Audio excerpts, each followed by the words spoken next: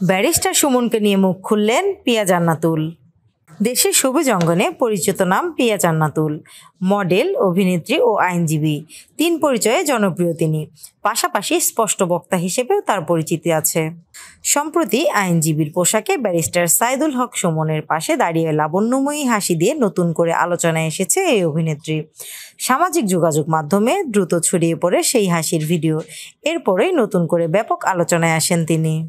যার পাশে দাঁড়িয়ে ভাইরাল হয়েছেন সেই ব্যারিস্টার সুমনকে নিয়ে গণমাধ্যমের সঙ্গে খোলামেলা কথা বলছেন এই অভিনেত্রী। পিয়া জান্নাতুল বলেন, বর্তমানে ব্যারিস্টার সুমনের সঙ্গে কাজ করতে গিয়ে দেখেছি তার মধ্যে অনেক গুণ রয়েছে। সব থেকে বড় গুণ হচ্ছে তার টাকার প্রতি বিন্দুমাত্র লোভ নেই। ক্লায়েন্টদের থেকে এক হাতে টাকা নেন, আরেক হাতে সব টাকা দরিদ্র অসহায় শিক্ষার্থীদের মাঝে বিতরণ করতেও দেখেছি। এক কথায় বলা যায় তিনি চমৎকার একজন মানুষ।